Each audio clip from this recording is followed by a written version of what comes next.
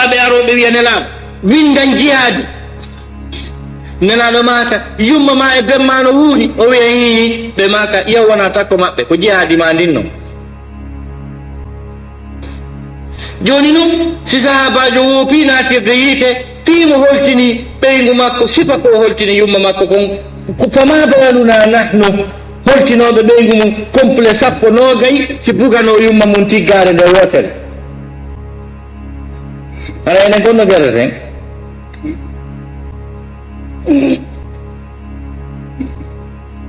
sahabajo go arno wi nelaɗo mi wondike yumma mi taariniɓe suudu kabanul laabi jeeɗɗi ene ha mi yoɓiɓe nelaɗo maaki fewdo yumma ma sominoma foofango woto ngo ɓe fawtuno a yoɓal taw miijiteno lebbi jeenayi ko laabi joni goɗɗo fofata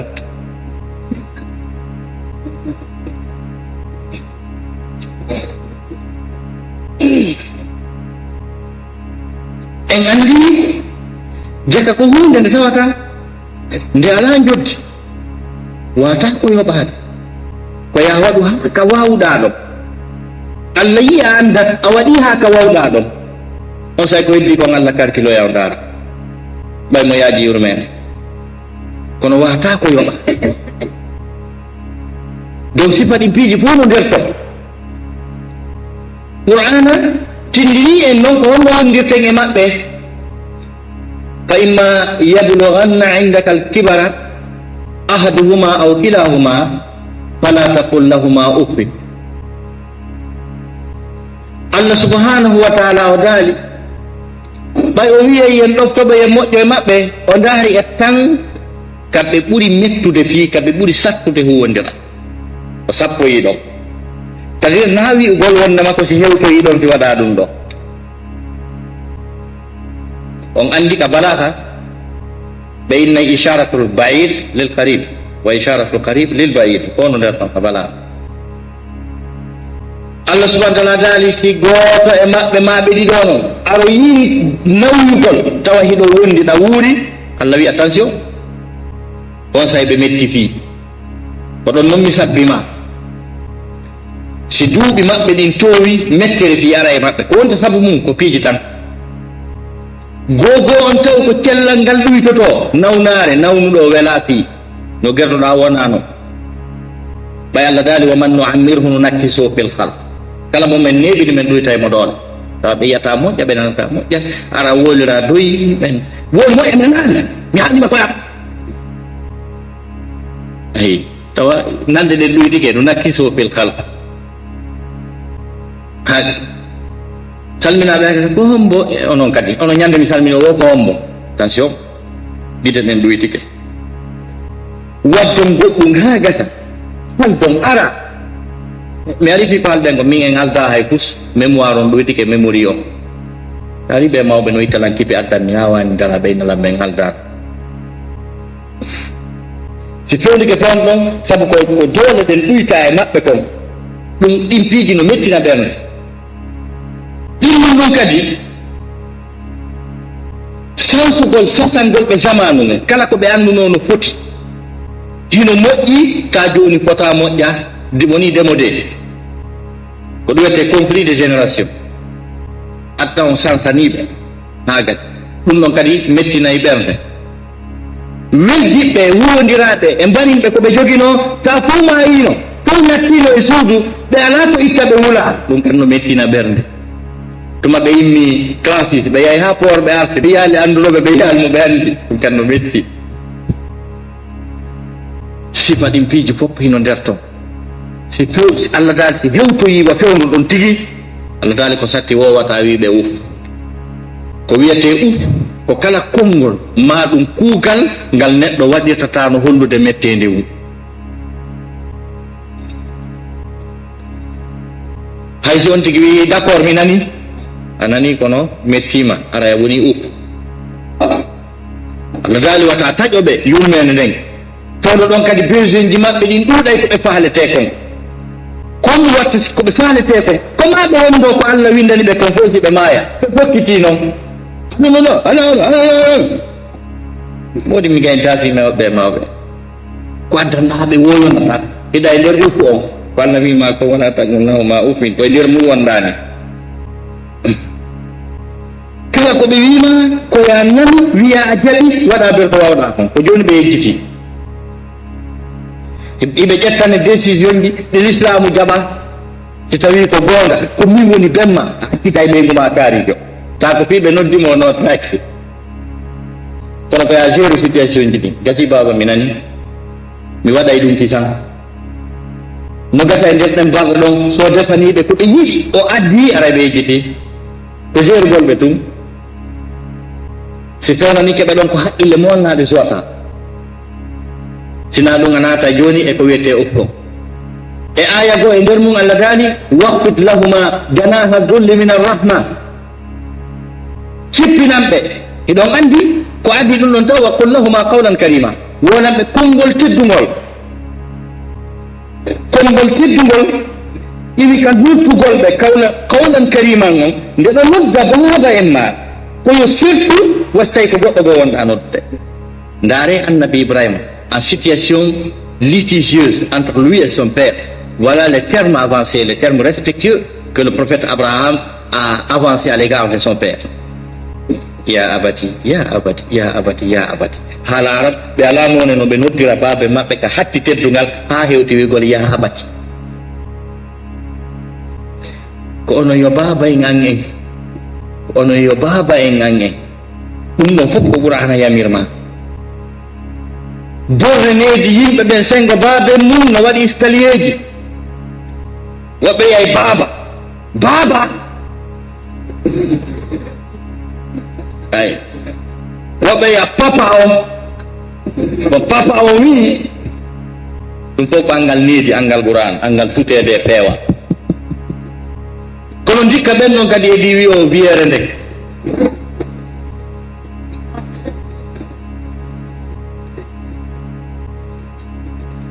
وقل لهما قولا كريما وقل لهما قولا كريما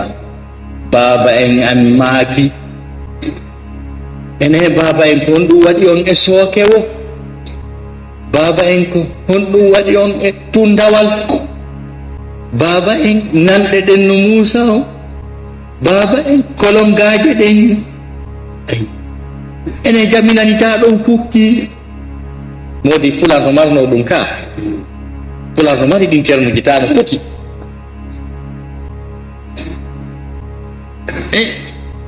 itte nomoran on lootoye baba pamadolaren ko ittu pantalon on ɗon non sifa hiɓe ka belobon maɓɓe hiɓe rafa ndiyam voilà le terme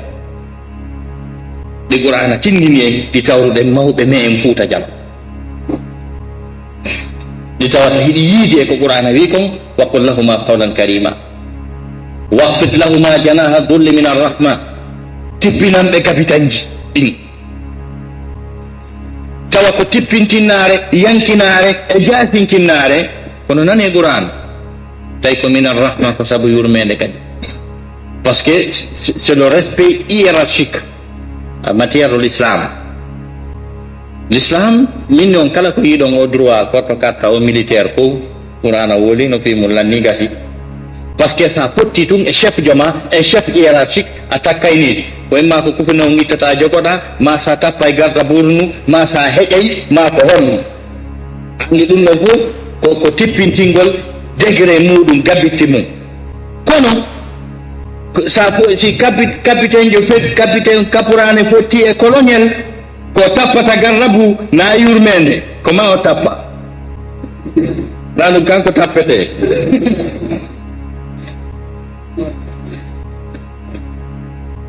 donc kono amma an tippitare ma nden ko min arrahma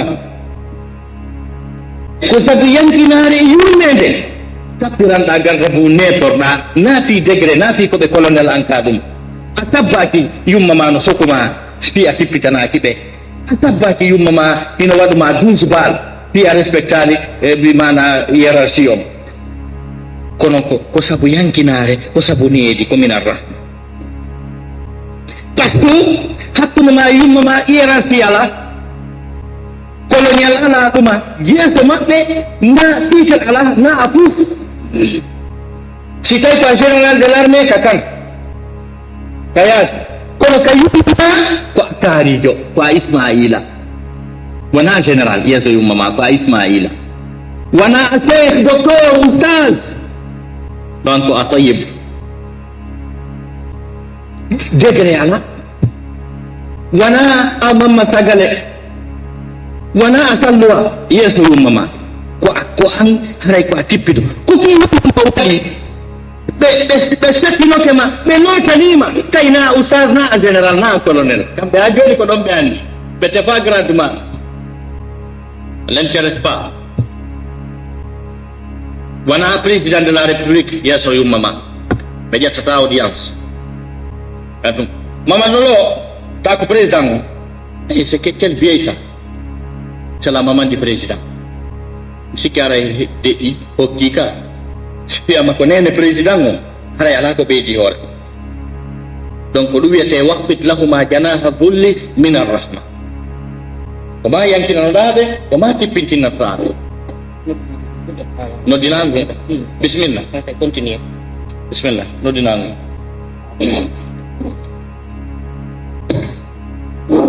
innani ko qur'ana wi ko waqfit lahuma janaha dhulli min arrahma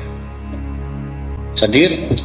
yes hakkunde maɗa yumma maɗa ma babe ma ala titir na a ustaz na a docteur na a général na a président fa ɗiɗɗo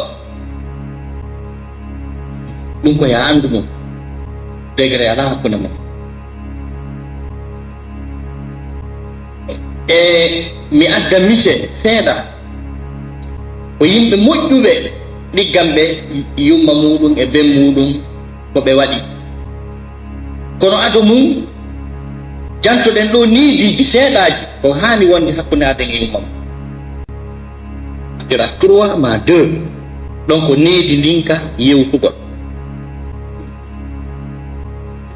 hebbina e hihiiji ɗin e dow o woyeji ɗin ko noon tigi woniri hihi ta ko kamɓe jonnata consigne na a wiyata a waray miɗo yaade nene yandi ara ɗi tontiɗo e ɗi piiji pay koye yandi anda jonnude consigne ko kamɓe jonnayno consigne na yamirayne ɓeya reno ɗin a waray ɗo inchallah nene miɗo yaade haray ɓeygure nenge piiji ɗin fof ga haray hino e sokeje mo yandi ɓayɗo reni ɓe fayɓe ne aki ɓe anda ɗuma ko non wodirte ɗon aniliɓe fof ta koye hoore needi o gayna jonji ɗin o gayna ɓeɓɓe o gayna sundum ɗon andi bandi on yaa ɗuɗi ni yamiroje hana bon si tawi hiɗon yaadude ɗo yaadude wona yon feppu wona yawonu yeeso makko ko yawonu ɓaawo so tawi ko ñalorma wonɗo yaade ta no henti wona ɓaawo yiiɗo ono andi seefu on no yeeso siborrone on no ɓaawo si tawi ko jemma wona yeeso par ce que no nippiti siko ngayka ko an unoto siko peggagol ko an siko lañal ko an frappete ka bouclier maɓɓe fi protège ugol ɓe ɗiɗo kono jeeya e neejiji ko hani wonde hakkude yumma on tigi e ben makko no woodi karamokojo tedduɗo mo Allah moƴƴini konngol woni jaɓanaɗo e zamanu makko ko ɓe wimo ko tabibul qulub docteur Berde e zamanu makko goto nananaka ko wowlata jaɓana ko yamirta teddinira sabu gandal mum ha hewti Hasnul Basri Cheikh Hasnul Basri mo marno taaliba temeɗɗe si laamu ngun nodditi laamateri mum o nodditi taalibaɓe makko ngu laamu ngu ara ala ko wolana to négocié bon laamu ngu wiyey Hasnul Basri e président on no mari discours e juma e juma ara miɗo jannude awakati président o watti e affaire awakati par ce que si hawrodiri o heɓata ko wolana leydi fof ko taaliba makko saabu ko Allah waɗi barke e gandal makko ngam e ko Allah waɗi mo nanana ɗo jaɓana on yumma makko ko on ɗum waɗayno ɓe teyno ha taalibaɓen fof tumbodiri tawi ko on no sarhude no expliquede figu on fof no weltino siwri yumma ko ara wiya Hasnul Basri a hibani gertoɗen oya accanelan hakke yumma nelila o immo o ɗaɓɓitoya ko gertoɗe hibbante kon o hibbana nde o ara o continue a darso siko enene onon kadi enene o bonna ni lan darso on bonni darso nene mi alni o si fuɗɗike janngude enene kono no Allah gaali wayda ɓuri alqur'anu fassani o law kono ngannduɗa tafsir ni noon tigi ɗo nganndi Allah daaliti qur'an no janngede koyo jente modi Abou Hasanul Basri famde tafsir Abraham famgol pigol islami o kono o darnu ko jannata kon o ari o waɗi ko yumma makko ne ley masi ko woɓɓe e men num Ismaila arno hibbana o nela goɗɗo ɓay kaali baɓɓen no ɗon kono ko kanko tigi darni darson sabu teddingol yumma makko o hibbano e gertoɗe o arti o janna ñande goo sahabajo iwno safari ka woɗɗi o arde e dongal teddungal mo mappode hoore makko o ari o tawimo makko no dari no juulde o dari o rondi dongal ngal o rondi ngal yummiraɓe ɓen juutini julde nden juutini ha ɓay salminiɓe tooɗike o jooɗi yumma makko wi anndi wa safari hiɗa rondi teddungal hiɗa ronki onon ka wallinde dongal ngal jooɗa fotoɗa oyni nene mi ari mi tawi ɗon dari mi tawi no aminani lan daroɗon mi jooɗo yumma makko wi ko ɗum mi faamuno hani miɗo darde sa suusa e jooɗagol miɗo dari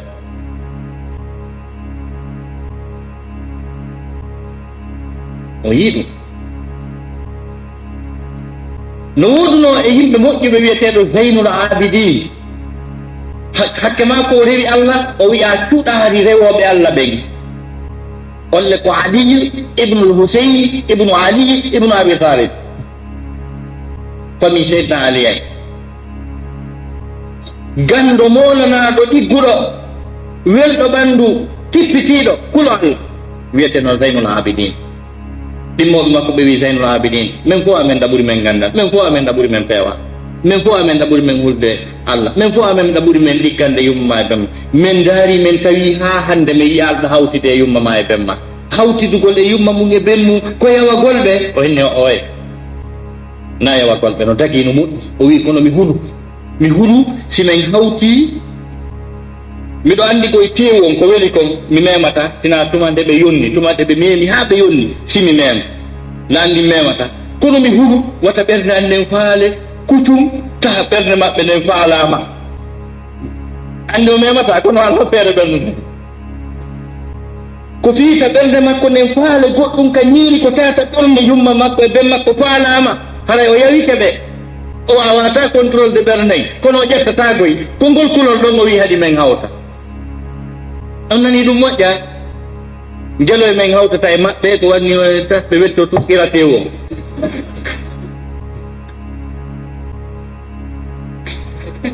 iratewo ƴakka fof fankana hoore mum oɗa kañum no huuli hawtidugol e maɓɓe fiita o faale goɗɗum kamɓe kadi ɓe faaleji maɓɓe ɗiɗi tappodira mo ɗum ɗo ko jeeya ɗum e ɗiggangol yumma mum e ɓe mum awa musidɓe julɓe tedduɓe buy e men accordana respect teddungal yumma mum e ɓe mum neno yewtida yumma mum e ɓe mum hara no piijuɗɗen ka jiifa no yiltodirde o wi nene bon avec allo ɓok ane ɗon andi ɗo aji ɗi bon nene un instant e mama un instant bon sur téléphone ta mo yiltodira sikka e amowo bon nen falno e yewti kono malheureusement haray goreja wonɗo suisse o noddila o maccitino arde ko ko borenedi noon cento ha gayna wayno ɗaɓe ɓeynna yo Allah waɗ barke ko jokkuɗa ko acca e ɓeɗo yaha tawa albala o heɓoye toon par ce que sa duɗɗike ɗon hara duɗɗike mi halni on ɗum ko woni kon fof ko ɗo woni kala ko goɗɗo wonata kon fof ko ɗon o woni ɗon o wona a yumma makko e ɓe makko hiɗen raɓɓindin ni e okkorgol ɓe e nerdugol ɓe e netanagol ɓe duƴe meɗen kadi no raɓɓindinni e maɓɓe sabu wiwgol diina min mawɓe amen ko bidayankoɓe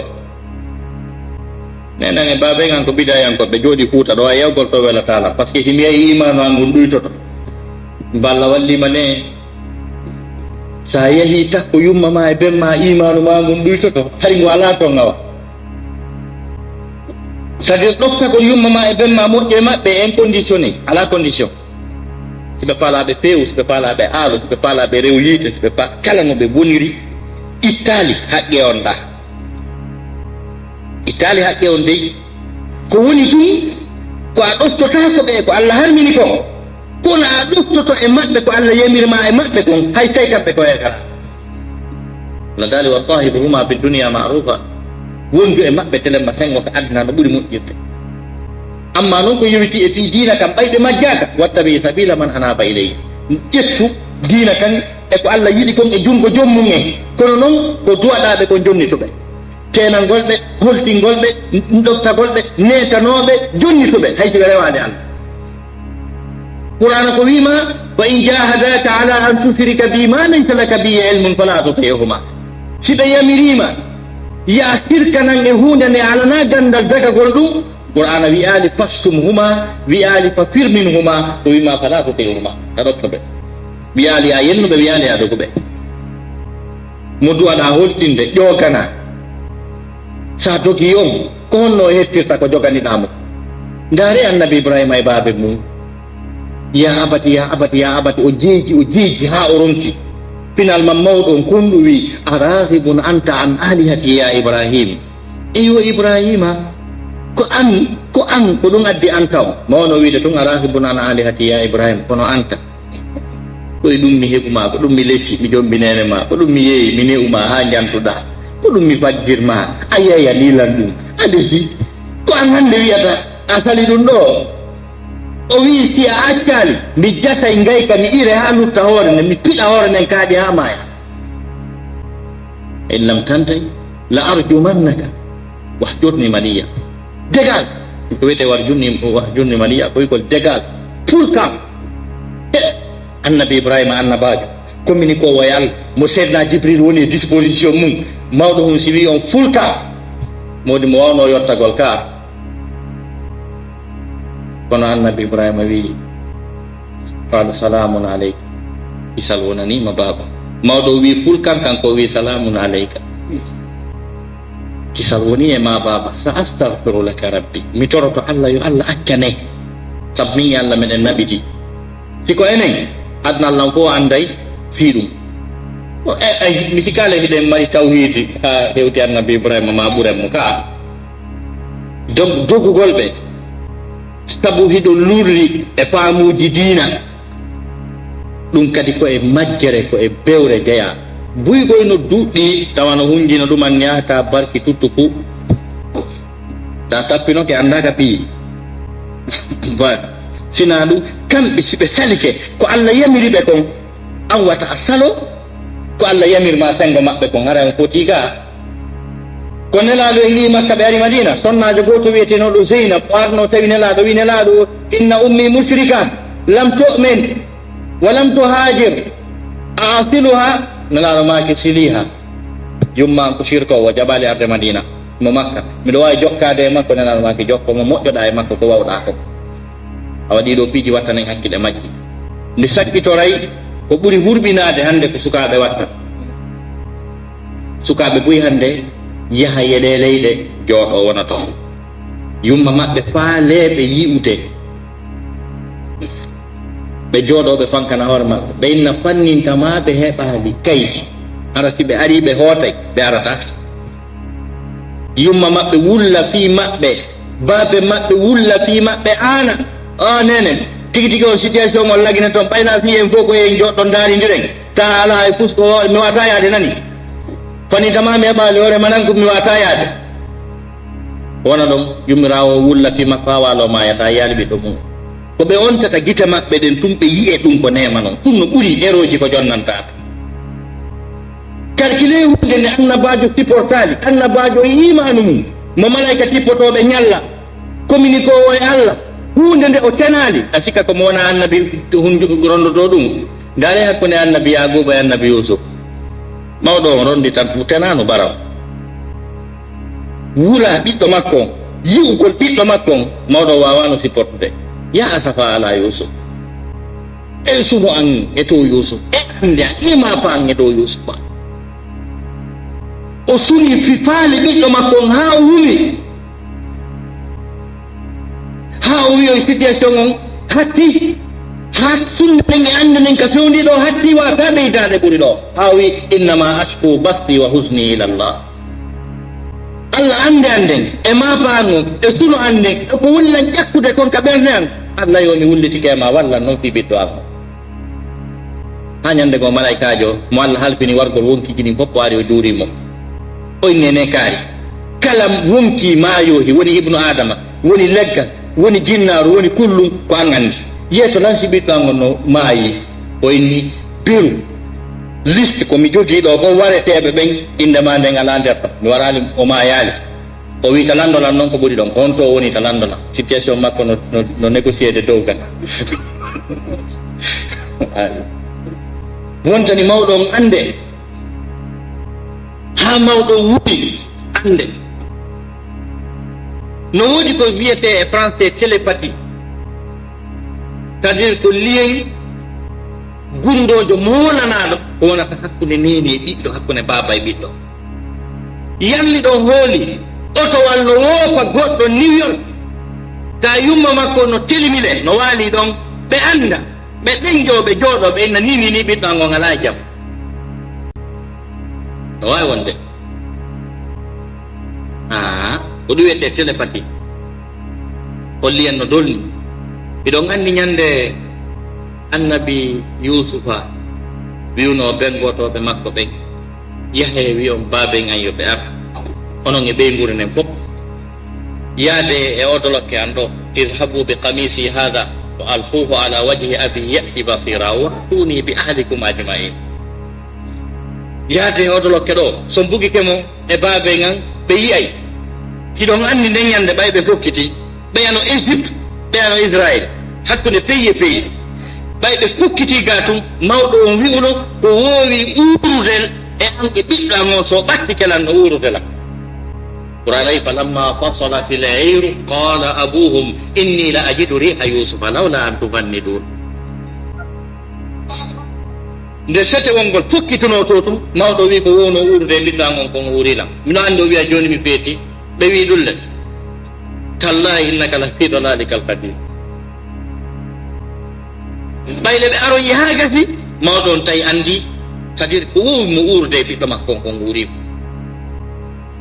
enen noon yiye woɓɓe no jooɗo kempuɗo e ñamugol maafe ha koye nebbanture woɓɓe jooɗo dowri Sénégal ɗo e yarugol mbuyri ngawri woɓɓe jooɗo New York e ñamugol hambuga jooɗo ɗo wona ɗo yumma maɓɓe wulla fi maɓɓe ha mayata yaali ɓe ɓen kon ɗum luttiri adda e lakara ha hande mi waɗali o mawdu mi ronki sifade ko mi yiwno e état Amérique mi sakkitora ɗum ñande goo miɗo waɗa bayana e état e nder Amérique mi ala innude état on fiwata mawɓe ɓe ɗum yanno e mum ɓen andu ko fi maɓɓe mi woni wiide mi yewti fi birrul walidayni ɗiggangol nene baba o mawdu tigi mawɓe fesi ha ɓe sorti hakkude yimɓe ɓen ɓe yahi ɓe jooɗi ɓe ɓaari ɓe fesi ɓay bayana on lanni mi yalti ka yaasi mawɓe goo ari wi Oustaz Taib mina o yi mawɓe goo no fesa ɗon ka minni o yiɓe fesi moƴƴa ka minni wo ɓen komin gore ko minen ardi Amérique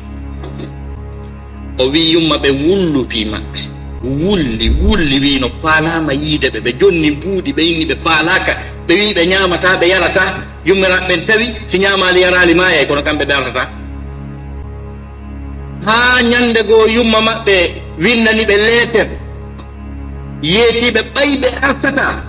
yoɓe ɓorno dolokke ha dolokke on tuuta faali ɓe jonnana ɓe dolokke on ɓe lundo dolokke on ɓe andita ko ɓiɗɗo maɓɓe muraynoɓe ko mawɓe ronki wadde ɗum kadi ɓenno yummiraɓe beƴƴini noon mi yeyi noon mi waɗi o bayana ɗo ɓe ñande ɓe fesi ha ɓe yadi ha wattanen hakkille enen ɓe sukaɓe avenir men on noye junngo yumma men e ɓen men teddugal men ngal noye junngo yumma men e ɓen men yiɗen ɓe yurminen ɓe dankoɗen ɓe yanganoɗen ɓe